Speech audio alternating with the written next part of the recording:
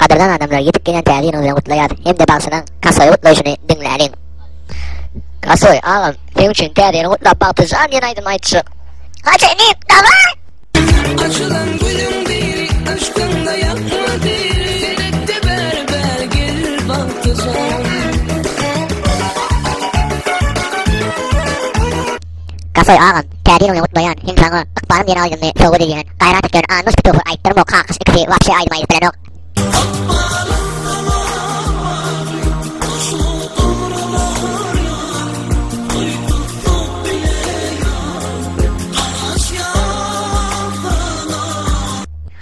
Kerim ne kurmaya aynısını gurur getir okma. Kasoy ağam, benim cümle. Karıştımken karıştım, gelinken görmene. Karıştımken karıştım, bakıp duy kurmana. Sana dost ve ürünüm, yürüktün tüymene. Demirlik ve pazarın sen.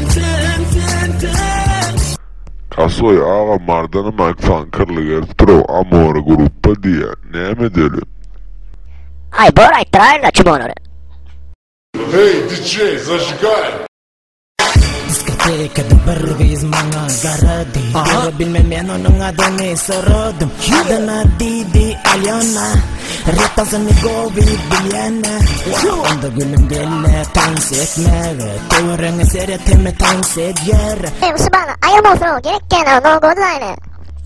Aynen aşkı Kasoy ağa kutla kapmacığım. Beni de öyle dediğimde doğru Muhammed sen Təliyin bilen kutlayan ben duymadım mı diyen aydın baydıkları ya sağ olun. Duymadın mı, her garımda yaran mı? Mene oğlan sevdim seni, göz yaşlarım görmedin mi? Duymadın mı, her garımda yaran mı? Mene oğlan sevdim seni, göz yaşlarım görmedin mi? Şakalar tuttu.